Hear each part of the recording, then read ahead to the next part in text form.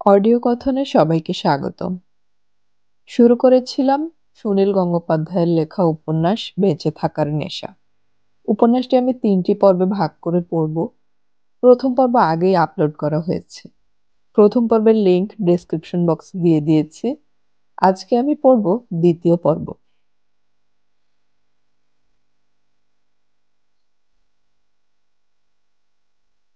মানুষই কাজ করতে বসে কোনো দিকে তাকায় না, কারোর সঙ্গে কথা বলে না। কাজের ব্যাপারে তার সুনাম আছে, এবং অফিসে কারোর কাজে সুনাম থাকলে যা হয়, তার ঘাড়েই কাজ বেশি পড়ে। মানুষই তবু কোনো আপত্তি করে না। কাজের ব্যাপারে তার কোনো ক্লান্তি নেই। মানুষই একদিনও ছুটি নেয় না পারতপক্ষে। ২-৩ বছরের মধ্যে তার কোনো অসুখ করেনি। ছোটখাটো শরীর খারাপ হলে কাউকে জানতেও দেয় না। ছুটি না নিলে কাজের সুনাম হয়। তাছাড়া বছরে বেশি ক্যাজুয়াল লিভ জমা থাকলে তার জন্য অতিরিক্ত টাকা পাওয়া যায়। এই চাকরি এখন তার জীবন সর্বস্ব। এর জন্য মানুষই সব রকম ত্যাগ স্বীকার করতে পারে। তবু মুখে যতই নির্লিপ্ত ভাব দেখাক, আজ মানুষের বুকের ভেতরটা দুপ করছে। মনটা বারবার চঞ্চল হয়ে যাচ্ছে। কোনো পুরুষ মানুষ মুখের সামনে ভালো লাগার কথা বললে কোনো মেয়ে সেটা উড়িয়ে দিতে পারে না। না, অমলকে বেশ ছেলে মানুষ বলে মনে হয়। কিন্তু এখন মানুষের চোখের সামনে বারবার ভেসে উঠছে অন্য একটি মুখ। শুধু ভালো লাগার কথা নয়, ভালোবাসার কথা এর আগে কয়েকবার শুনেছে মানুষই। রংটা যদি ফর্সা হয় আর স্বাস্থ্যটা যদি একটু ভালো থাকে, তাহলে মেয়েদের এরকম শুনতেই হয়।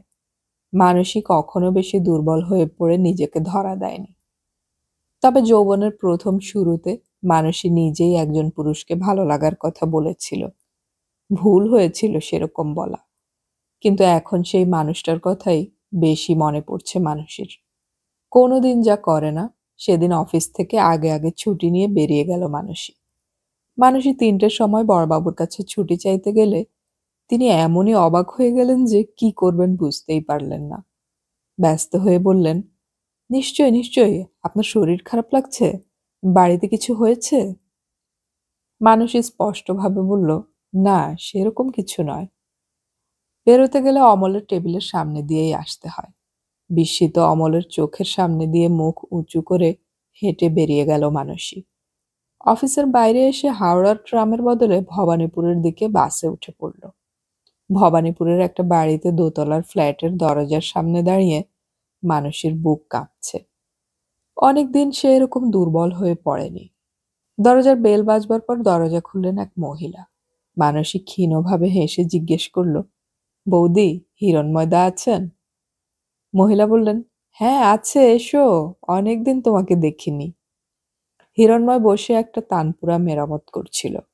মানসীকে দেখে বলল, কিরে, তুই হঠাৎ কোত্থেকে এলি? অফিস টফিস নেই? মানসী হেসে বলল, আজ অফিস পালিয়েছি। সঙ্গে সঙ্গে আবার হাসিটুকু ফিরিয়ে নিয়ে বলল, হিরণময়দা, দুপুরবেলা এসে তোমাদের বিরক্ত করলুম না তো? হিরণময় বলল, বিরক্ত? আরে, আমাদের বিয়ে হয়েছে 12 বছর। এখন কি দুপুরবেলা কেউ এলে বিরক্ত হবার বয়স আছে? কি বলো নিতা? নিতা স্বামীর দিকে ভ্রুভঙ্গি করে মানসীকে বলল, বসো, পাখার তলায় বসো, রোদ্দুরে এসেছো, ঘেমে গেছো একেবারে। হিরণময় বলল, কি খবর টবর বল, অনেকদিন আসিসনি কেন? মানসী বলল, তোমরাও তো আর চুঁচুড়ায় যাও না। আর যাওয়া হয় না। এখন প্রত্যেকদিন সকালে আর সন্ধেবেলা গানের ক্লাস নেই। একদম সময় পাই না। এখন কত ছাত্রছাত্রী তোমার? তা এবার বেশ ভালোই হয়েছে। সব মিলিয়ে জনা ৩০ হবে। তুই গান একেবারেই ছেড়ে দিলি? মানসী দীর্ঘশ্বাস লুকিয়ে বলল, আমার আর গান, সবাইকে দিয়ে কি আর সব কিছু হয়? নিতা বলল, কেন মানসী, তোমার গানের গলা তো বেশ ভালোই ছিল, তুমি ছেড়ে দিলে কেন? সন্ধেবেলার ক্লাসটাতে তুমি তো আবার শিখতে পারো। অফিসের পর চলে আসবে। অফিসে চাকরি করা অনেক ছেলে মেয়ে আসে। না বৌদি, আমার সময় হবে না। হিরণময় বলল, ওরে বাবা, মানসী আজকাল ভীষণ ব্যস্ত মানুষ হয়ে গেছে দেখছি। সন্ধেবেলায় ওর সময় হবে না। সন্ধেবেলা কি করিস? প্রেম প্রেম করছিস নাকি? মানসী কোনো উত্তর দিল না। নিতা বলল, তা যদি করে অস্বাভাবিক কিছু না, এই তো বয়স। এখন যদি ওসব না করে আর কবে করবে? হিরণময় তানপুরায় তার বেঁধে ঠুংটাং আওয়াজ করতে লাগলো। তারপর মানসীকে বলল, চাপা ধরতো, সুরটা মিলিয়ে নেই। মানসী বলল, আমি পারবো না, আমার গলা দিয়ে সুর বেরোবে না। তাহলে এতকাল শেখালুম কি তোকে? সব ভুলে গেছি। তুই কোনো কর্মের না। ঠিকেজি এসে দরজাটা খটখট করছে। নিতা দরজা খুলে দিতে গেল। ফিরে এসে বলল, মানসী চা খাবে না একটু শরবত বানিয়ে দেব? না বৌদি, ওসব কিচ্ছু লাগবে না, তুমি বসো তো। আহা, তুমি লজ্জা পাচ্ছ কেন? আমরা তো এই সময় চাটা খেতামই। হিরণময় বলল, মানসী আজকাল খুব ফর্মাল হয়ে গেছে, খুব পরপর ব্যবহার করে আমাদের সঙ্গে। তোর বাড়ির সবার খবর কি রে? তোর মা কেমন আছেন? আর তোর সব ভাই বোনেরা? মানসী সংক্ষিপ্তভাবে বলল, ভালো। নিতা বলল, বসো, আমি চায়ের জল চাপিয়ে আসি। নিতা রান্নাঘরে চলে যাবার পর হিরণময় এক মনে তানপুরাটার আওয়াজ সুরে আনার চেষ্টা করছে। মানসী চুপ করে বসে দেখছে। হিরণময় মুখ না তুলেই বলল, হঠাৎ এতদিন বাদে দুপুরবেলা চলে এলি যে, কিছু দরকার ছিল? না। আমাকে কিছু বলবি? না। তাহলে? এমনি আসতে পারি না? তা পারিস, কিন্তু আসিস না তো হঠাৎ আজ। তোমাকে দেখতে এলাম। হিরণময় এবার মুখ তুলল। এক দৃষ্টে ২-১ মিনিট তাকিয়ে রইল মানুষের মুখের দিকে। তারপর আস্তে আস্তে বলল, তোর সেই পুরনো অসুখটা এখনো আছে দেখছি। মাঝে মাঝে জেগে ওঠে। ভালো নয়, ভালো নয়। তোর বয়সে এটা মোটেও ভালো নয়। বিবাহিত লোকের প্রেমে পড়লে শুধু দুঃখই পেতে হয়। দুঃখ তো পাচ্ছিই সারা জীবন। আমি তোকে কতবার বলেছি এসব কথা মাথা থেকে মুছে ফেলতো। নিতা ঘরে ফিরে আসতেই মানসী বলল, বৌদি একটু জল খাবো। আচ্ছা তুমি বসো, আমি নিজেই নিয়ে নিচ্ছি। নিতা তাতে রাজি নয়। সেই জল আনতে যাচ্ছিল মানুষের জন্য। মানসী তার সঙ্গে চলে গেল রান্নাঘরে। সেখানে দুজনে মেয়েলি গল্প করলো কিছুক্ষণ। তারপর দুজনে একসঙ্গে চা নিয়ে ফিরে এলো। হিরণময় সামনের মাসে ফ্রিজ কিনছে। ফ্রিজটা কোথায় রাখা হবে সেই আলোচনায় চলে গেল বেশ কিছুক্ষণ। তারপর মানসী জিজ্ঞেস করলো, বৌদি সন্ধেবেলার ক্লাস কটা থেকে আরম্ভ হয়? ৬টা, পৌনে ৬টা থেকেই সব আসতে শুরু করে। আমি তাহলে এবার উঠবো। নিতা বলল, বসো বসো, এখনো অনেক দেরি আছে, তুমি একটু বসে ওর সঙ্গে গল্প করো তো, আমি চট করে গাটা ধুয়ে আসি। নিতা চলে যাবার পর মানসী বলল, নিতা বৌদি খুব ভালো। হিরণময় বলল, আমাকে খুব বিশ্বাস করে, নইলে এতদিনে কোথায় তলিয়ে যেতাম। কেন তলিয়ে যেতে কেন? এই তোর মতন সব কচি কচি মেয়েরা যখন প্রেম জানায় তখন কি সহজে মাথা ঠিক রাখা যায়? আরো অনেকে জানিয়েছে বুঝি? বছরে অ্যাভারেজে ২টো। গানের মাস্টারকে অনেক মেয়েই হঠাৎ ভালোবেসে ফেলে। শুনে তোর রাগ হচ্ছে? না, আমি রাগ করব কেন? দুজনেই একটু চুপ। তানপুরাটা তুলে রেখে হিরণময় এবার একটা হারমোনিয়াম নিয়ে বসল। প্যাপও করলো বেশ কিছুক্ষণ। সারাদিন সারা সন্ধ্যা হিরণময় গানের জগতেই থাকে। একবার মুখ তুলে জিজ্ঞেস করলো, তুই আমার রেডিও প্রোগ্রাম শুনিস? পরশুদিন ছিল। মানসী বলল, সকালেরটা শুনেছিলাম, সন্ধেবেলার প্রোগ্রামটা শুনতে পারিনি, বাড়ি ছিলাম না। সন্ধ্যেটা শুনলি না? কি গান গেয়েছিলাম জানিস? সেই গানটা, দেখো সখা ভুল করে ভালোবেসো না, তোকে শিখিয়েছিলাম এটা। অকারণেই হো হো করে হেসে উঠল হিরণময়। মানসীর মুখ আরক্ত। হিরণময়ের কাছে এলেই সে যেন ফিরে পায় তার কৈশোর এবং প্রথম যৌবনের দিনগুলো। হিরণময় তখন উদীয়মান গায়ক, বাড়িতে গিয়ে গান শেখাতো মানসীকে। হারমোনিয়ামটা একপাশে ঠেলে রেখে হিরণময় হঠাৎ সিরিয়াস হয়ে গেল। চোখ দুটি সংকুচিত করে বলল, তোর খবর কি বলতো? আমার তো কিছু খবর নেই। শুধু অফিস যাস আর বাড়িতে গিয়ে বসে থাকিস।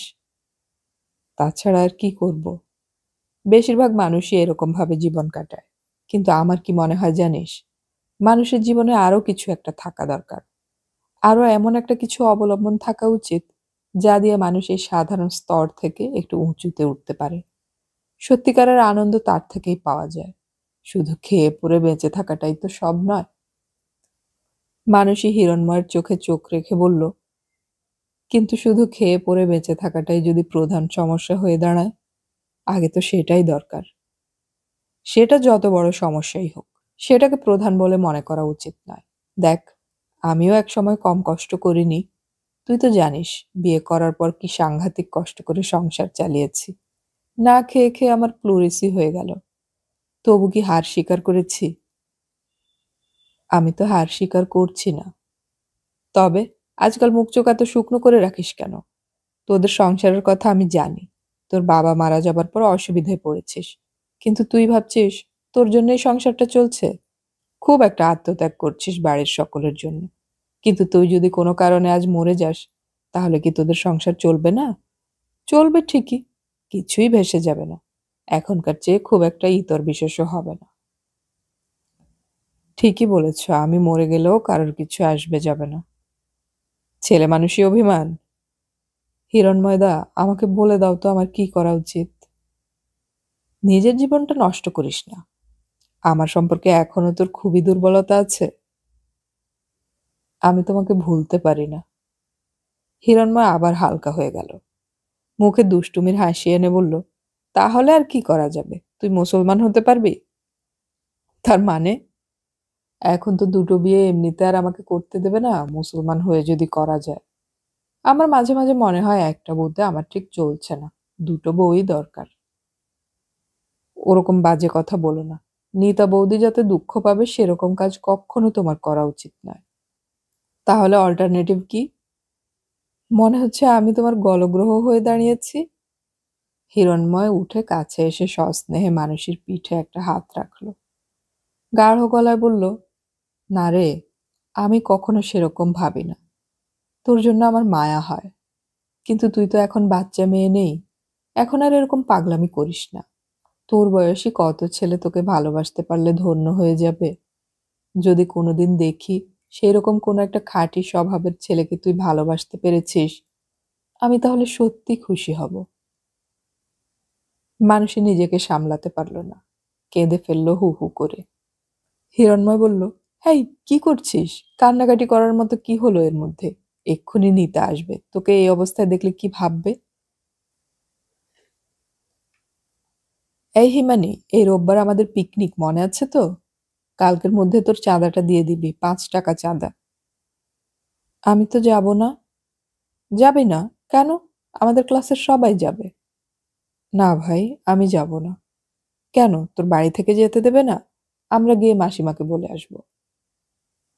আমার মাকে বলার দরকার নেই। আমার এমনিই যেতে ইচ্ছে করে না। যেতে ইচ্ছে করে না? সবাই মিলে ব্যান্ডেল চার্চে যাব, সারাদিন ওখানে থাকা হবে। আমার যাওয়া হবে না। লতিকা দি, এই দেখুন হিমানি বলছে পিকনিকে যাবে না। লতিকা দি ওদের ক্লাস টিচার। এত রোগা চেহারা যে উঁচু ক্লাসের মেয়েরা আড়ালে ওকে বলে লবঙ্গ লতিকা। লতিকার স্বভাব খুব ঠান্ডা, কোনোদিন ক্লাসের মেয়েদের বকাঝকা করেন না। সেই জন্যই অবশ্য ওর ক্লাসে একটু বেশি গোলমাল হয়। হেডমিস্ট্রেস বলেন ওর ক্লাস ম্যানেজ করার ক্ষমতা নেই। লতিকা হিমানিকে ডাকলেন, মিষ্টি করে জিজ্ঞেস করলেন, কি হিমানি, তুমি যাবে না কেন? অন্য মেয়েরা ভিড় করে দাঁড়িয়ে আছে।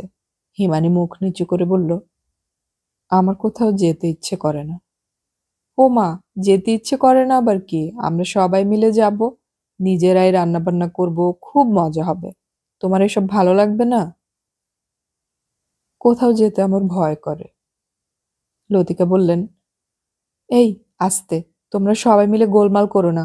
তারপর হিমানির দিকে ফিরে বললেন, তোমার ভয় করে কেন? আনন্দ করবে, ফুর্তি করবে, পিকনিকে কত মজা হয়, এর মধ্যে ভয়ের কি আছে? হিমানি ম্লান মুখে লতিকার দিকে তাকিয়ে বলল, আমার মাঝে মাঝে খুব পেট ব্যথা হয়, তখন আর কিচ্ছু ভালো লাগে না। কোথাও গিয়ে যদি সেরকম পেট ব্যথা হয়? পেট ব্যথা? সেটা এমন কিছু নয়। রাত্রির বেলা শোয়ার আগে একটু মিল্ক অব ম্যাগনেসিয়া খেয়ে নেবে। যাগে, পেট ব্যথার জন্য তোমাকে চিন্তা করতে হবে না। আমি ভালো ওষুধ নিয়ে যাব। তোমাকে যেতে হবে কিন্তু, বুঝলে? সবাই যাচ্ছে, তুমি একলা না গেলে। ক্লাস শেষ হবার পর লতিকা দিয়ে আলাদা ডেকে নিয়ে গেলেন হিমানিকে। ওর কাঁধে হাত দিয়ে জিজ্ঞেস করলেন, তোমার সত্যিকারের অসুবিধে কি বলো তো? টাকা দিতে অসুবিধে হবে? টাকাটা একটু বেশিই হয়ে গেছে, আমি তো বুঝি। অনেকেরই অসুবিধে হয়। শোনো হিমানি, তোমার টাকাটা আমি না হয় দিয়ে দেব। হিমানি বলল, না না, টাকার জন্য নয়, আমার দিদির কাছে চাইলে টাকা দিয়ে দেবে। লতিকা বললেন, তাহলে তোমাকে ঠিক যেতে হবে কিন্তু। মানসী বাড়ি ফিরে বলল, মা, হিমানি কোথায়? মা বললেন, কেন, ও তো ঘরে বসে পড়াশোনা করছে। ডাকো তাকে। কেন, হঠাৎ এসেই হিমানের খোঁজ করছিস কেন? মানসী তার বড় হাত ব্যাগ খুলে 3খানা পুরনো বই বার করল। তারপর বলল, দেখো, তোমার মেয়ের কাণ্ড দেখো। মা উদ্বিগ্ন হয়ে বললেন, কি হয়েছে কি? ওগুলো কিসের বই? স্টেশনের কাছে সতীশবাবু ডেকে আমাকে এই বইগুলো দিলেন। তোমার মেয়ে সতীশবাবুর দোকানে এই বইগুলো আজ বিক্রি করে এসেছে। ওর নিজের পড়ার বই।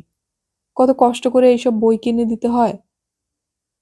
কি সাংঘাতিক কথা! বই বিক্রি করেছে কেন? তোমার মেয়েকে ডেকে জিজ্ঞেস করো। হিমানীকে ডাকা হলো। বহু দিনের পুরনো একটা ফ্রক পরে আছে, যেটা একসময় ছিল তাপসীর। জায়গায় জায়গায় ছিঁড়ে গেছে, কাঁধের কাছে বেশ ছেঁড়া। মানসিক কড়া গলায় জিজ্ঞেস করলো, এই বইগুলো কার? চিনতে পারছিস? হিমানী কোনো উত্তর দিল না। মানসী মায়ের দিকে তাকিয়ে ক্লান্তভাবে বলল, সারা দিন খেটে খুঁটে আসবার পর এইসব কারোর ভালো লাগে?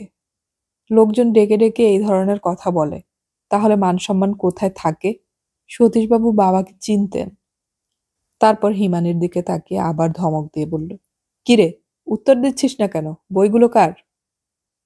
হিমানি তবুও উত্তর দিল না, বিবর্ণ মুখ।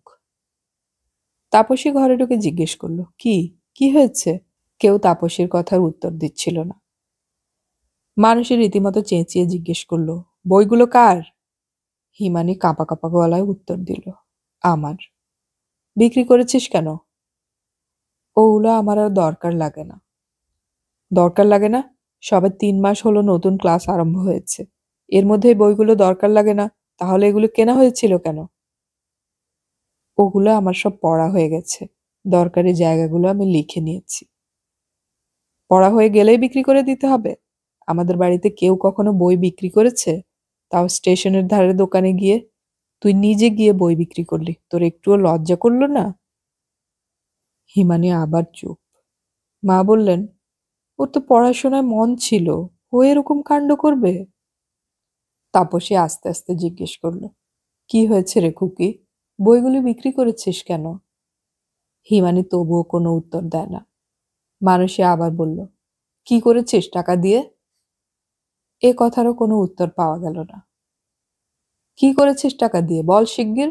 আমার মেজাজ ঠিক থাকছে না। তুইও কি দাদার মতন লেখাপড়া টেখাপড়া গোল্লায় দিতে চাস? তারপর কি ঝিগিরি করবি? না তুইও বোমা টোমা ছুটতে যাবি, কি বল, উত্তর দে।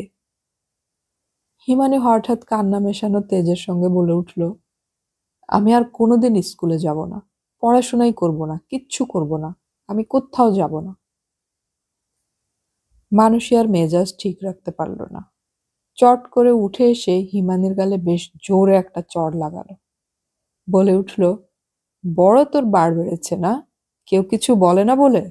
মানুষই আরেকটা থাপ্পড় মারতে যাচ্ছিল, তাপসী মাঝখানে দাঁড়িয়ে বাধা দিয়ে বলল, এই দিদি, কি হচ্ছে কি? তোর আজকাল বড্ড মেজাজ হয়েছে। উদ্যত চড়খানা থামিয়ে নিয়ে মানুষই অবাক হয়ে তাকালো মেজ বোনের দিকে। তাপসী তো কখনো দিদির মুখের উপর এরকম ভাবে কথা বলে না। মানুষই অবশ্য আগে কখনো ভাই বোনের গায়ে হাত তোলেনি, কিন্তু আজকাল সে আর ধৈর্য রাখতে পারে না বেশিক্ষণ। মানুষই ধমক দিয়ে বলল, তুই শর্ত, একটু শাসন না করলে ও আজকাল বড্ড বেড়ে যাচ্ছে। রঞ্জুটা তো শাসনের বাইরেই চলে গেছে। তাপসী বলল, শাসন করার আগে ভালো করে জানা উচিত কেন এরকম দোষ করছে। খুকি তো কখনো খারাপ কিছু করে না, হঠাৎ সে বই বিক্রি করতে গেলই বা কেন? ও তো কখনো একটা পয়সাও বাজে খরচ করে না। হিমানি ফুপিয়ে ফুপিয়ে কাঁদছিল। তাপসী তাকে বলল, তুই এখন যা, চোখ মুছে ফেল। শোন, যদি কখনো তোর টাকা ফাঁকা লাগে তুই আমাকে বলবি, বইটই বিক্রি করিস না।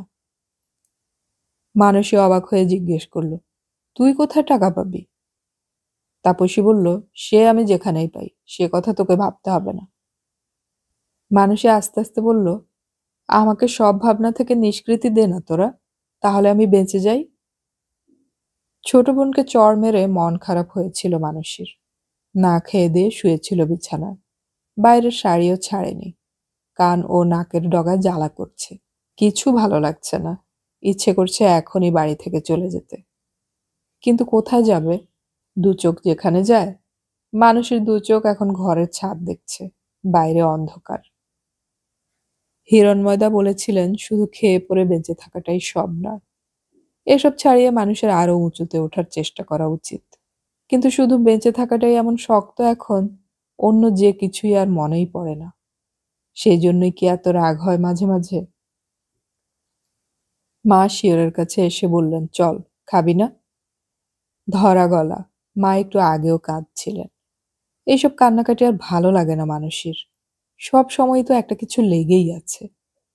মানুষই কখনো একটু একা থাকারও সময় পাবে না। মানুষই কোনো উত্তর দিল না। এই মানু, ওঠ। আমি খাবো না, আমার খিদে নেই।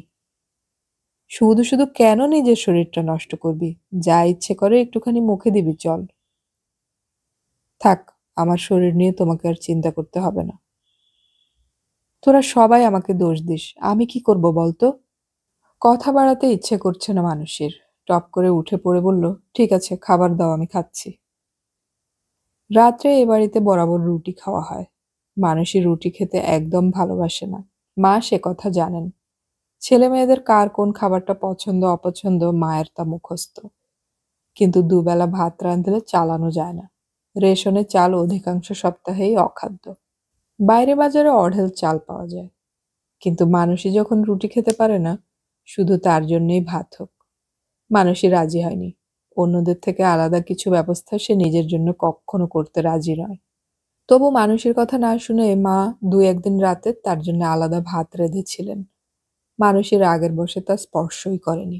লাভের মধ্যে এই হয়েছিল যে সেই সব রাত্রে মানুষের খাওয়াই হয়নি। হিমানি আজ খাবে না। সে সেই কাঁদতে কাঁদতে শুয়ে পড়েছে। তাকে আর কিছুতেই ওঠানো যাবে না এখন। এমনিতে শান্ত ও চুপচাপ থাকে হিমানি, কিন্তু বড় জেদি মেয়ে। মানুষই নিজেই উঠে গেল তাকে ডাকতে। কাঁদতে কাঁদতে হিমানি ঘুমিয়ে পড়েছে। তার সেই ঘুমন্ত মুখের দিকে তাকিয়ে হঠাৎ খুব কষ্ট হলো মানুষের।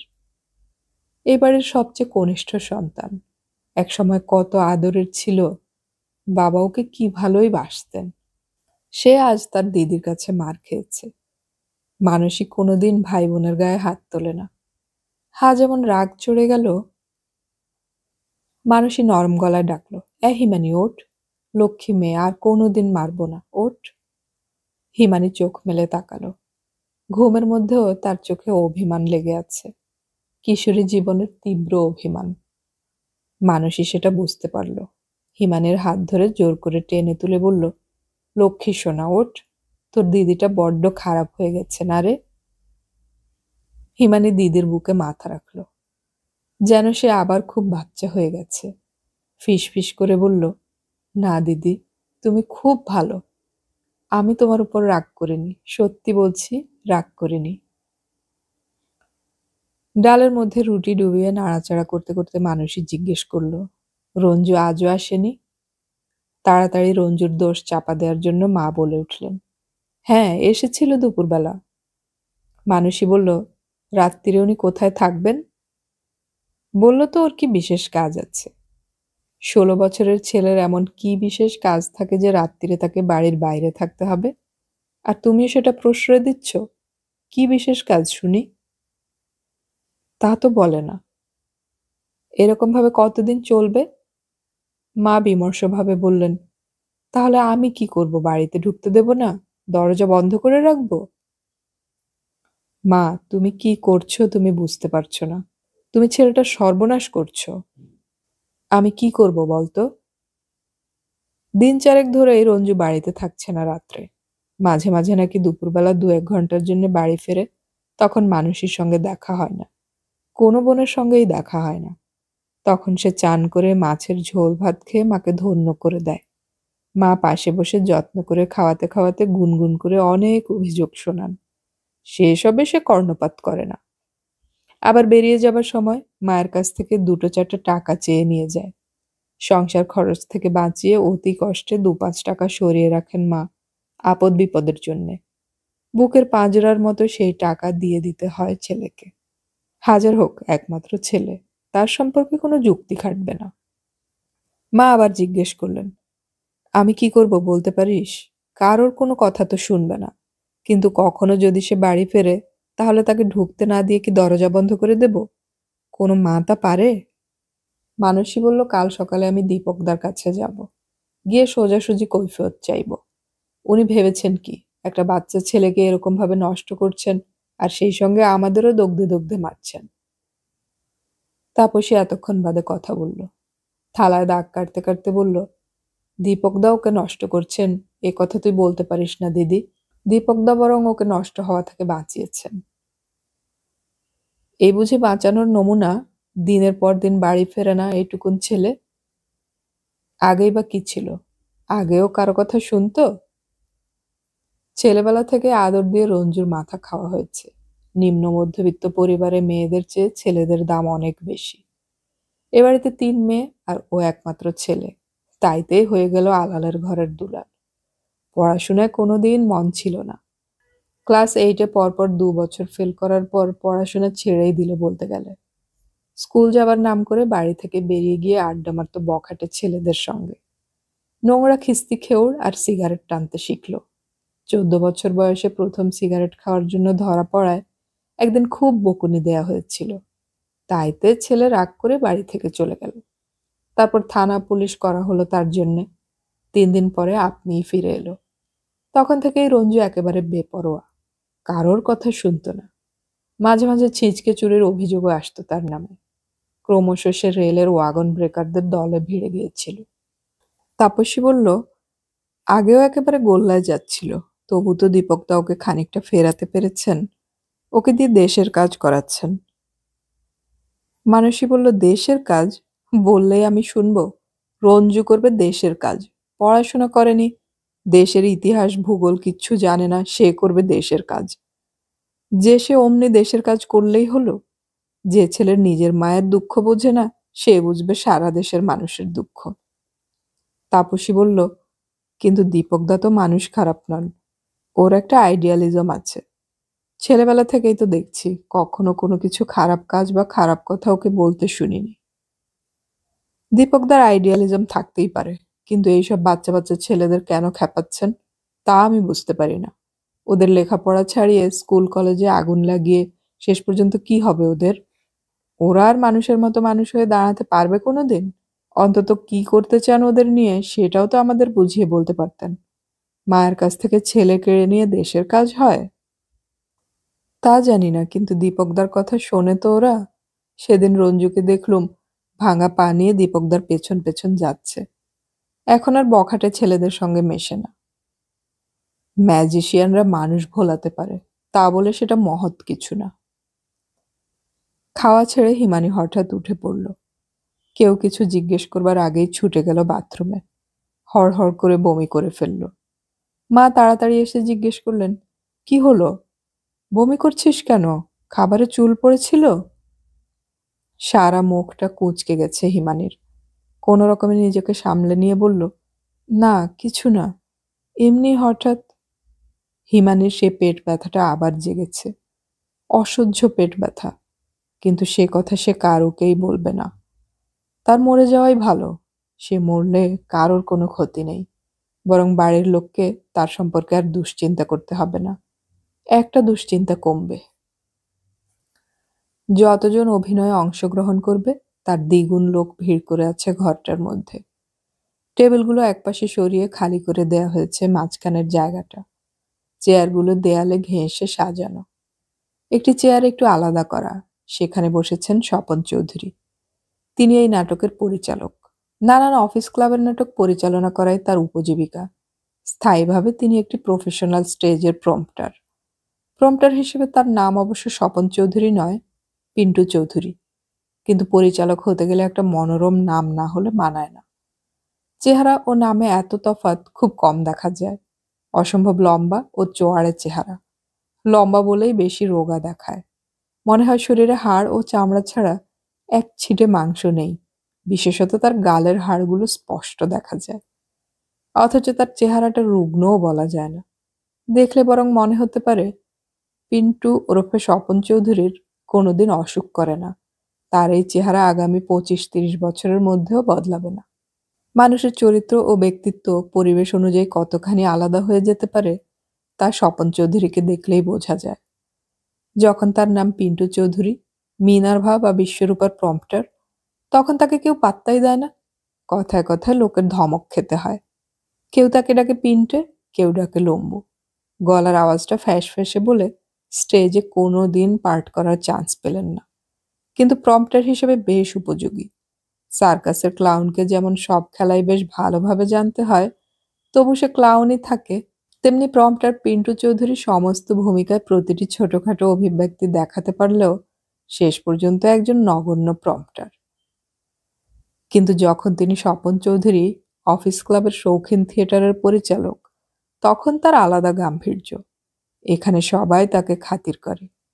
এখানে তিনি সবাইকে হুকুম করতে পারেন। এমনকি কাকে কোন পার্ট দেয়া হবে সে সম্পর্কে তার নির্দেশই চূড়ান্ত। কেউ কখনো তার কোনো কথা অমান্য করলে তিনি সঙ্গে সঙ্গে উঠে দাঁড়িয়ে বলেন, তাহলে আপনারা নিজেরা যা ভালো বোঝেন করুন, আমার দ্বারা এসব হবে না। সবাই তটস্থ হয়ে যায়। স্বপন চৌধুরীর যোগ্যতা সম্পর্কে কারোর মনে কোনো সংশয় দেখা যায় না। এমনকি মেয়েদের ভূমিকাগুলো তিনি মেয়েদের গলায় এমন চমৎকার দেখাতে পারেন, তার মতো ঠোঁট কাঁপিয়ে মেয়েলি কান্নার অভিনয় দেখাতে মেয়েরাও পারে না। এতগুলো পুরুষের মধ্যে 3টি মেয়ে বসে আছে। মল্লিকা আর গীতা এই অফিসের আগের 2-3 বছরের নাটকেও পার্ট করেছে। এখানকার অনেককেই তারা নাম ধরে চেনে। তাদের মধ্যে কোনো আড়ষ্টতা নেই। তাপসী নতুন। শুধু এখানে নয়, এর আগে কোনো দিনই সে অভিনয় করেনি। কখনো এত অনাত্মীয় পুরুষকে তার নাম ধরে ডাকতেও শুনিনি। বিশেষ কোনো দিকে তাকাতেও তার সাহস হয় না। তাহলে চোখ পড়বে, কেউ না কেউ তার দিকে একদৃষ্টিতে চেয়ে আছে। তাপসীর মুখ মাটির দিকে। চায়ের কাপ সরিয়ে রেখে স্বপন চৌধুরী বললেন, সাইলেন্স। থার্ড অ্যাক্টের সেকেন্ড সিনটা আবার হোক। ক্লাবের সেক্রেটারি যে, সেই তিনি এই বইয়ের নায়ক। ফর্সা চেহারার সুপুরুষ, তলোয়ারের মতন গোঁফ। দেখলে মনে হয় সিনেমার নায়ক হবার জন্যই তার জন্ম। ভাগ্যদোষে ব্যাংকের অ্যাসিস্ট্যান্ট ক্যাশিয়ারে রয়েছে। জোরালো গলা, অভিনয় বেশ ভালোই করে। সেক্রেটারি উঠে দাঁড়িয়ে বলল, আরম্ভ হোক। সচিপতির এন্ট্রেন্স, তারপর আমি ঢুকবো। আমার সঙ্গে সুদেব। সুদেব তো আসেনি, কে প্রক্সি দেবে? গুপ্তদা, আপনি একটু প্রক্সি দিয়ে দিন না। স্বপন চৌধুরী বলল, নো প্রক্সি বিজনেস। অনবরত প্রক্সি দিয়ে রিহার্সাল হয় না। পরের সিন ধরুন। পরের সিনে কে কে আছে? বিজয়েন্দ্র আর সুদেষ্ণা। ঠিক আছে, এই সিনটা ভালো করে হোক। উঠুন উঠুন। তাপসীর বুক কেঁপে উঠল। বারবার এই সিনটার রিহার্সালই যে কেন হয়। এই সিনে তাপসীর অনেকখানি পার্ট। কিছুতেই সে সহজ হতে পারে না। এক এক সময় তার মনে হয় সে একটা সাংঘাতিক ভুল করছে। অভিনয় তার দ্বারা হবে না। অথচ আর কি বা পথ আছে? দরজার কাছে হেলান দিয়ে এক ভদ্রলোক দাঁড়িয়ে আছেন। তিনি তাপসীর দিকে তাকিয়ে বললেন, নিন উঠুন, আপনাকে আগে ঢুকতে হবে। এই ভদ্রলোকের কোনো পার্ট নেই, কিন্তু তাকে সবাই খুব খাতির করে এখানে। বোধহয় ক্লাবের হোমরা চোমরা কেউ হবে। সবাই ডাকে গুপ্তদা গুপ্তদা বলে। ভদ্রলোক রিহার্সালের সময় আগাগোড়া উপস্থিত থাকেন, কিন্তু অনেক অনুরোধ সত্ত্বেও কোনো পার্ট নেননি। তাপসী উঠে গিয়ে মাঝখানে দাঁড়ালো। প্রম্পটার পাশে বই নিয়ে রেডি। নাটকটি অতি বাজে, সাধারণত যেরকম হয়। জমিদারের ছেলের সঙ্গে গরিবের মেয়ের প্রেম, তার মধ্যে খুন ও প্রচুর কান্নাকাটি। এই দৃশ্যে তাপসীর সঙ্গে নায়ক অর্থাৎ সেক্রেটারি বেশ অনেকক্ষণ ধরে ফাজলামি করবে। স্বপন চৌধুরী চেঁচিয়ে বললেন, কিচ্ছু হচ্ছে না, বড্ড আড়ষ্ট, আবার গোড়া থেকে হোক। তাপসীর দিকে তাকিয়ে বললেন, তুমি ভাই হাত দুটো ছেড়ে দাও তো। সব সময় হাত দুটো বুকের কাছে আড় করে রেখেছো কেন? সহজভাবে হাঁটো, ব্যাপারটা তুমি এনজয় করছো। তাপসী এই বইয়ের নায়িকা নয়। নায়িকার পার্ট করছে গীতা। সে খুব ঝানু অভিনেত্রী।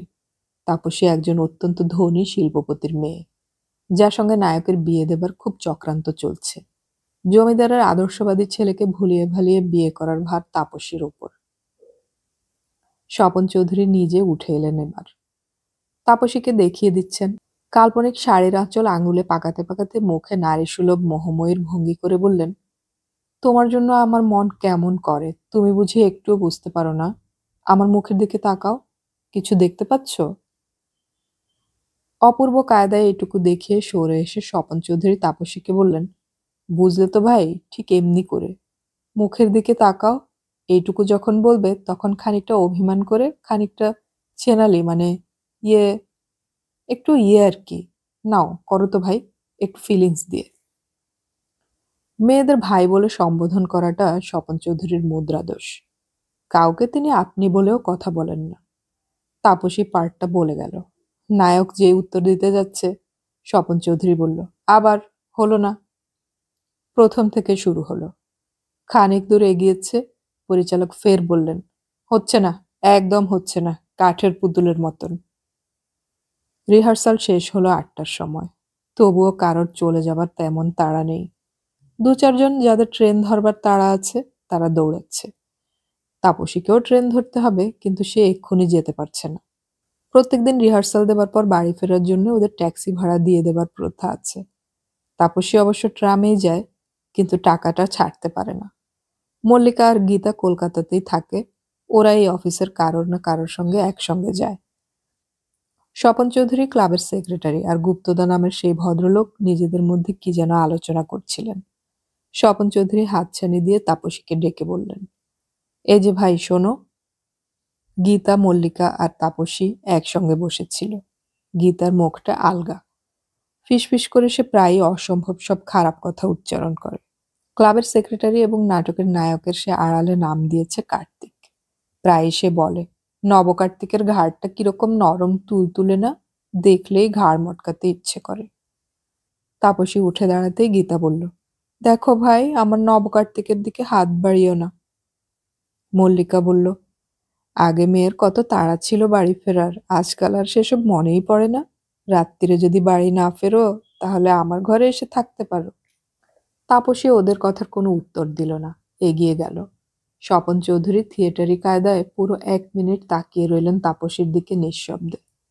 তারপর বললেন, দেখো ভাই, আমি সোজাসুজি কথার মানুষ। আমি থিয়েটার করতে এসেছি, থিয়েটার বুঝি, অন্য কিছু বুঝি না। তোমাকে একটা কথা বলবো? তাপসী উদ্বিগ্নভাবে বলল, বলুন। তোমার দ্বারা অভিনয় হবে না। তাপসী আকাশ থেকে পড়ল। এরকম কথা সে প্রত্যাশাই করেনি। তার মুখখানা রক্তহীন হয়ে গেল। এক দৃষ্টিতে তাকিয়ে রইল স্বপন চৌধুরীর দিকে। তুমি ভাই আগে কোথাও অভিনয় করেছো, সত্যি করে বলো তো? মিথ্যে কথা বলা তাপসীর এখনো রপ্ত হয়নি। তবু জোর করে গলার আওয়াজ স্বাভাবিক করার চেষ্টা করে বলল, হ্যাঁ করেছি ২-৩ জায়গায়। সে ভাই কোন ডিরেক্টর তোমাকে হ্যান্ডেল করেছে জানি না। আমার দ্বারা হবে না। এক একজনের দ্বারা থিয়েটার হয়, এক একজনের দ্বারা হয় না। তোমার দ্বারা হবে না।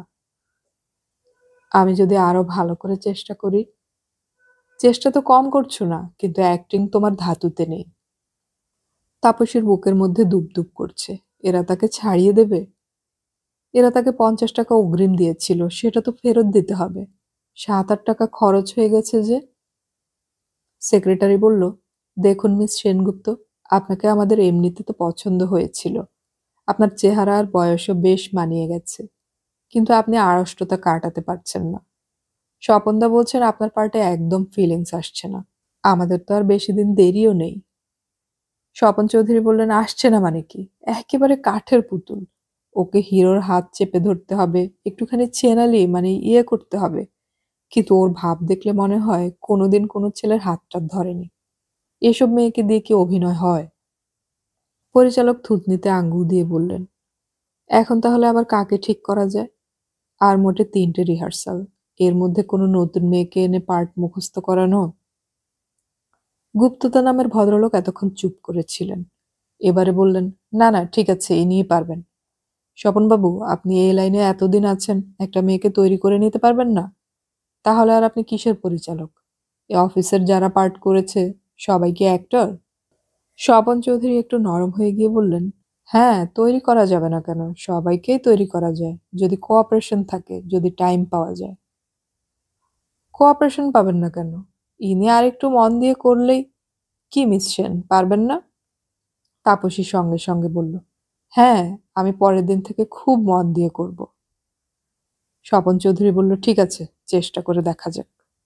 সেক্রেটারি বলল, কিন্তু স্বপনদা, আমাদের প্লেটা যদি ঝুলে যায়? গুপ্তদা হাত উঁচু করে আশ্বস্ত করার ভঙ্গিতে বললেন, আরে স্বপন চৌধুরীর মতো ডিরেক্টর থাকতে প্লে কখনো ঝুলতে পারে? তুমিও যেমন। তারপর তিনি তাপসীর দিকে তাকিয়ে বললেন, ঠিক আছে, আপনি যান, পরের রিহার্সালে একটু প্রাণ ঢেলে অভিনয় করবেন, বুঝলেন? গুপ্তদা নামের লোকটির প্রতি কৃতজ্ঞতায় তাপসীর মন ভরে গেল। লোকটির সঙ্গে এর আগে একদিনও তার কথা হয়নি, অথচ লোকটি তার পক্ষ নিয়ে এরকম বলতে গেল কেন? ওদের কাছে ফিরে আসার পর তাপসীকে আর কিছু বলতে হলো না। মল্লিকা আর গীতা বুঝতে পেরেছে। গীতা ঠোঁট উল্টে ফিসফিস করে বলল, উম, ভারী উনি অ্যাক্টিং বোঝেন। যে সে আজ ডাইরেক্টর সেজে বসলেই হলো, প্রম্পটারও ডাইরেক্টর। মল্লিকা বলল, এই মেয়ে, মন খারাপ করিসনি, প্রথম প্রথম এরকম অনেক শুনতে হয়। এ লাইনে থাকতে গেলে একটুতেই মন খারাপ করলে চলে না। অফিস বিল্ডিং থেকে বেরিয়ে তাপসী হাঁটতে লাগলো ট্রাম স্টপের দিকে। মনটা হঠাৎ খুব খারাপ লাগছে। অপমানিত এবং নিঃসঙ্গ লাগে নিজেকে। স্বপন চৌধুরীর একথা শোনার পর তার কি উচিত ছিল না তক্ষুনি ওখান থেকে চলে আসা? কিন্তু তারপর আর তো কোনো পথ দেখতে পাওয়া যায় না। ঝট করে একটা গাড়ি এসে থামলো তাপসীর পাশে। জানালা দিয়ে মুখ বাড়িয়ে গুপ্তদা গম্ভীর মুখে হুকুমের সুরে বললেন, উঠে পড়ুন। তাপসী হকচকিয়ে গেল, কিন্তু গুপ্তদা তাকে ভাববারও সময় দিলেন না। গাড়ির দরজাটা খুলে ধরে বিরক্ত ভাব দেখিয়ে বললেন, আহ, চটপট উঠে পড়ুন, পেছনে অন্য গাড়ি দাঁড়িয়ে গেছে। তাপসী তবু বলল, আমি ট্রামে উঠব। না, ট্রামে উঠতে হবে না, উঠুন শিগগির। পেছনের গাড়ি হর্ন দিচ্ছে। তাপসী দিশেহারার মতন উঠে পড়ল গাড়িতে। স্টার্ট দিয়ে গুপ্তদা জিজ্ঞেস করলেন, কোথায় যাচ্ছিলেন ট্রামে চেপে? হাওড়া। হাওড়াতেই বাড়ি, না ট্রেন ধরতে হবে? আমি চুঁচুড়ায় থাকি। চিন্তার কিছু নেই, ট্রেন ধরিয়ে দেব এখন। গাড়ি কিন্তু হাওড়ার দিকে গেল না, বেঁকে গেল আউটরাম ঘাটের দিকে। তাপসী সন্ত্রস্ত হয়ে বলল, এ কি, কোন দিকে যাচ্ছেন? গুপ্তদা মুখ না ফিরিয়েই উত্তর দিলেন, চিন্তার কিছু নেই। কিন্তু আমি হাওড়া যাব। ঠিক আছে, হাওড়া তো পালিয়ে যাচ্ছে না, একটু বাদে গেলেই হবে। আমার তো দেরি হয়ে যাবে। হোক। তাপসী আর কি বলবে ভেবে পেল না। তার বেশ ভয় করছে। লোকটিকে সে চেনেই না ভালো করে, এই গাড়িতে ওঠাই ভুল হয়েছে। একটু আগে ভদ্রলোকের কথা ভেবে কৃতজ্ঞতায় মন ভরে উঠেছিল। এখন আবার মনে হচ্ছে লোকটার কোনো খারাপ উদ্দেশ্য নেই তো। একটু কঠিন হবার চেষ্টা করে তাপসী জিজ্ঞেস করল, আপনি কোথায় নিয়ে যাচ্ছেন? গঙ্গার ধারে। কেন? এমনি, আপনার সঙ্গে দু একটা কথা বলবো। কি কথা, তাই এখানে বলা যায় না? আপনার সঙ্গে তো অন্য কিছু কথা থাকতে পারে না। আমার থাকতে পারে। আমার তাতে কোনো আগ্রহ নেই। আপনি আমাকে এখানে নামিয়ে দিন। রাগারাগি করার কোনো দরকার নেই। আমি গুন্ডা বা বদমাইশ নই। আউটরাম ঘাট পেরিয়ে গঙ্গার ধারে এক জায়গায় গাড়ি থামল। গুপ্তদা বললেন, আমরা কি নামবো না গাড়িতে বসেই কথা বলবো? যা বলবার এখানেই বলুন। গাড়ি থামিয়ে ভেতরে বসে থাকলে ভিখিরির ছেলেরা এসে বিরক্ত করবে। করুক। বাইরে বেশ চমৎকার হাওয়া ছিল।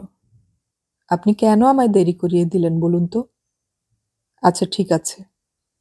গুপ্তদা সিটে হেলান দিয়ে বসে একটা সিগারেট ধরালেন, আর চোখে তাকালেন তাপসীর দিকে। সময় দেখলেন ঘড়িতে।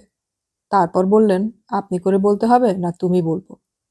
আমি মেয়েদের বেশিক্ষণ আপনি করে বলতে পারি না। তাছাড়া তোমার ডবল বয়স আমার। তোমার বয়স কত, 19? 20? যদি 21 হয়, আমার 42। তুমি আমার পরিচয় জানো? তাপসী কোনো উত্তর না দিয়ে অবাক হয়ে তাকিয়ে রইল। আমার পুরো নাম হচ্ছে সুধীন গুপ্ত। সবাই আমাকে শুধু গুপ্তদাই বলে। আমাদের অফিসে আমি অ্যাকাউন্টস অফিসার। বিয়ে করিনি। এলগিন রোডে একটা ফ্ল্যাট নিয়ে থাকি। আমি যা মাইনে পাই তার সবটাই উড়িয়ে দেই। কি, এই পরিচয় যথেষ্ট তো? দেখি তোমার হাতটা দেখি। কথাটা বলার সঙ্গে সঙ্গে গুপ্তদা ঝুঁকে তাপসীর একটা হাত ধরতে এলেন। তাপসী তাড়াতাড়ি হাতটা সরিয়ে নিয়ে বলল, এ কি, হাত ধরছেন কেন? প্রাণখোলাভাবে হেসে গুপ্তদা বললেন, হাতের রেখাগুলো দেখব। আমি হাত দেখতে জানি। গাড়ির মধ্যে আবছা অন্ধকার, এর মধ্যে হাতের রেখা দেখার প্রস্তাব অসম্ভব। তাপসী বলল, আমি ওসবে বিশ্বাস করি না। আমিও বিশ্বাস করি না, তবু আমি মেয়েদের হাত দেখতে ভালোবাসি। যাকগে, আমি সোজাসুজি কথার মানুষ। তোমাকে কি আজ বাড়ি ফিরতেই হবে, নাকি আমার ফ্ল্যাটে যাবে? তাপসী এবার রীতিমতো ভয় পেয়ে গেল। গলায় কানে যেন শ্বাস আটকে আসছে। গাড়ির একেবারে কোণে গিয়ে কাতর গলায় বলল, আমাকে এসব কথা বলছেন কেন? আমাকে দয়া করে হাওড়ায় পৌঁছে দিন, কিংবা এখনই আমি নেমে যাচ্ছি। আমি নিজেই চলে যাব। গুপ্তদার তীব্র দৃষ্টিতে তাকিয়ে রইলেন তাপসীর দিকে। পুরো ১ মিনিট কি ১.৫ মিনিট যেন তিনি তাপসীর ভেতর পর্যন্ত দেখার চেষ্টা করছেন। তারপর আস্তে আস্তে বললেন, শোনো, লোকে যাদের ভালো লোক বলে আমি তা নই। কিন্তু গুন্ডামি ছ্যাঁচড়ামিও করি না আমি। সেদিক থেকে তোমার ভয় পাওয়ার কোনো কারণ নেই। কিন্তু আমি যা বলতে চাইছি তুমি কি বুঝতে পারছো না? না। আমার বিশ্বাস হয় না তোমার মতন সব মেয়ে এসব কথা বোঝে। তোমার না বোঝার ভান করার কারণ কি? আমাকে তোমার পছন্দ হয়নি? আপনি কি বলছেন? আমি সত্যি বুঝতে পারছি না। আপনি আমাকে ছেড়ে দিন। গুপ্তদা একটা দীর্ঘশ্বাস ফেললেন। তারপর বেশ খুশির সঙ্গেই বললেন, তোমাকে আমি যা ভেবেছিলাম এখন দেখছি ঠিক তাই। তুমি ভুল পথে এসেছো।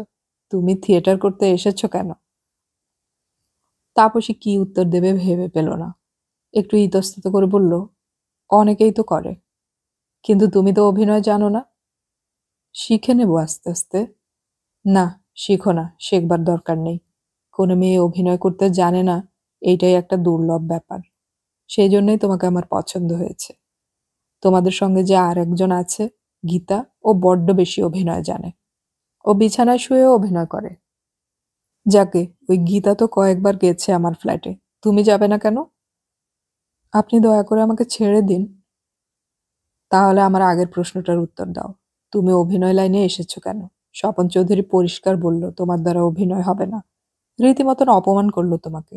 তবু তুমি চুপ করে রইলে কেন? আমার টাকা রোজগার করা খুব দরকার। টাকা রোজগারের আর কোনো রাস্তা পেলে না? না, মানে চাকরি টাকরি পাওয়া তো সহজ নয়। লেখাপড়া শিখেছো কিছু? হায়ার সেকেন্ডারি পাশ করেছি, পার্ট 1 পড়ি। বাড়িতে কে কে আছে? আমার মা, দিদি, এক ছোট বোন। বাড়িতে পুরুষ মানুষ কেউ নেই? আমার একটি ছোট ভাই আছে, আমার বাবা বেঁচে নেই। বুঝলাম। বাড়িতে রোজগার করার কেউ নেই? হ্যাঁ আছে, আমার দিদি চাকরি করে, দিদি সংসার চালায়। দিদিকে খুব খাটতে হয়। তাই আমি যদি দিদিকে কিছুটা সাহায্য করতে পারি। অ্যামেচার থিয়েটার করার ব্যাপারটা তোমার মাথায় কে ঢুকালো? আমাদের কলেজের একটি মেয়ে, সে আমাকে মল্লিকাদির সঙ্গে আলাপ করিয়ে দিয়েছিল। এটা তোমার পক্ষে ঠিক পথ নয়। কেন? গুপ্তদা তাপসীর মুখের দিকে তাকিয়ে হাসতে লাগলেন। হাসতে হাসতে বললেন, উত্তরটা যদি ঠিক মতন দেই খুব নিষ্ঠুর শোনাবে। তুমি এসেছো একটা অভাবের সংসার থেকে। তোমাদের অনেক কষ্ট।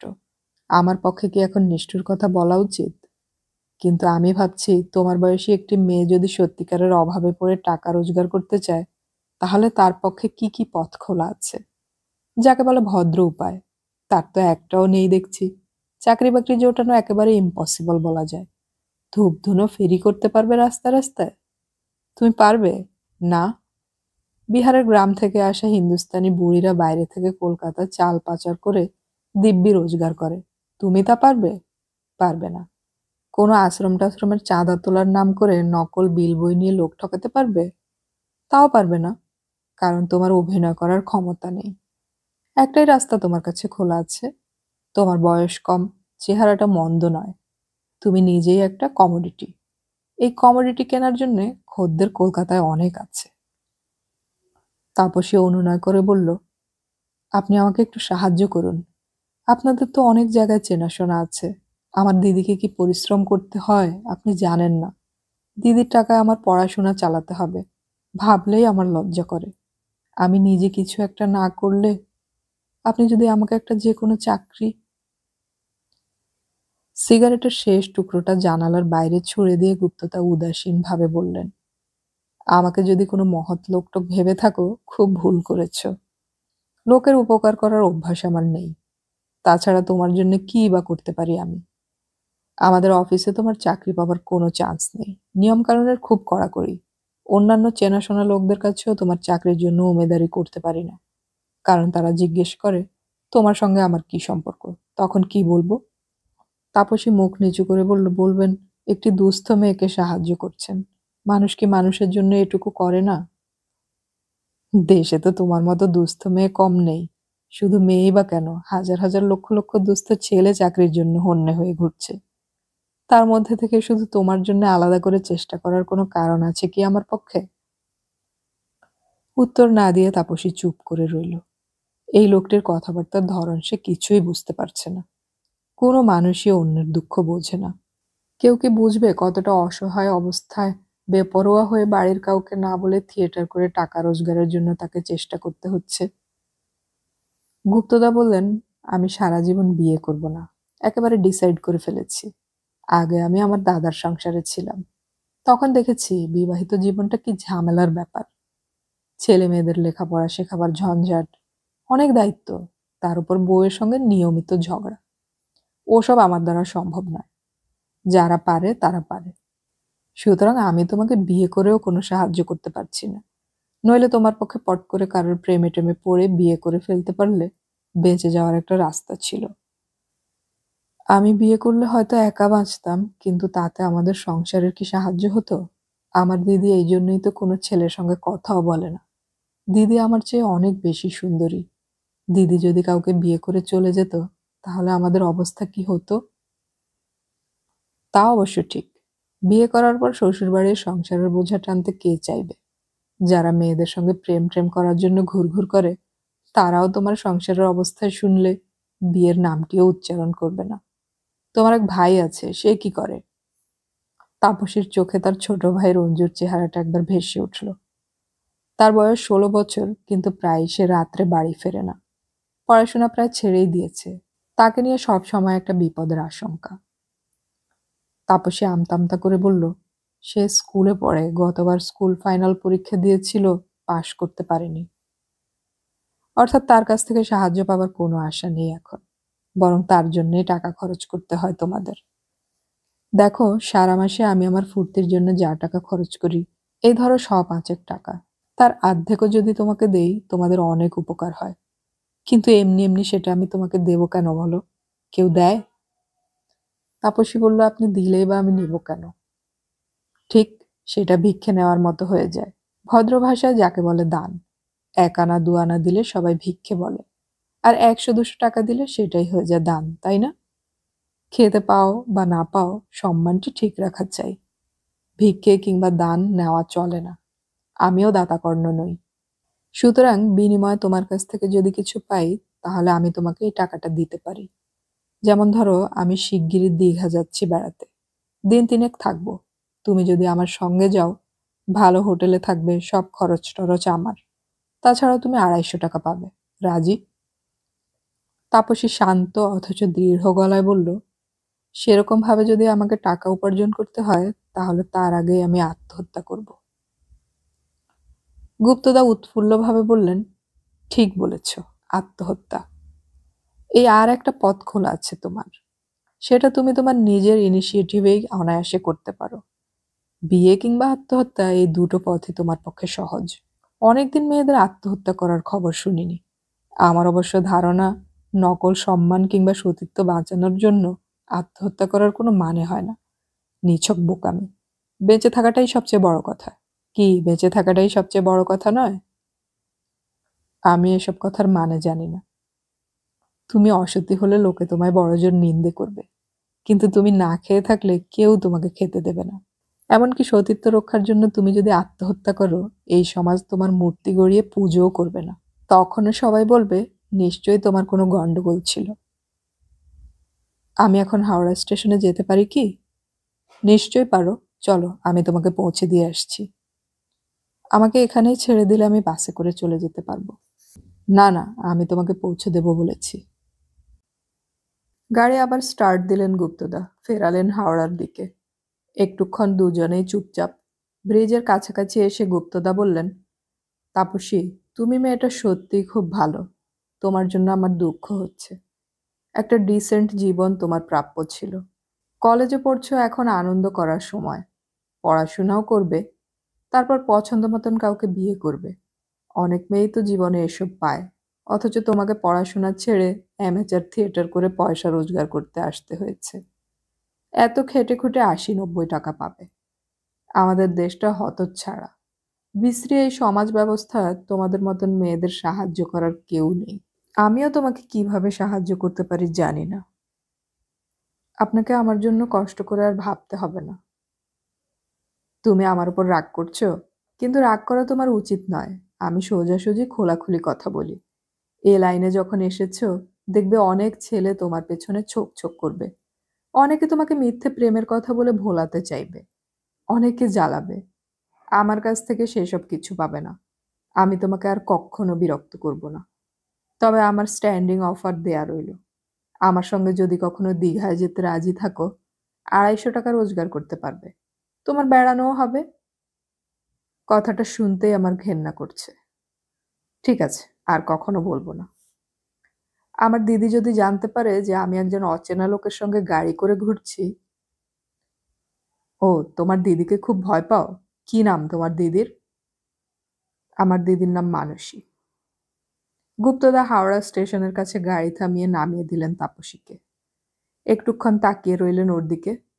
আপন মনে বললেন, স্যাড, ভেরি স্যাড। কিন্তু কি আর করা যাবে।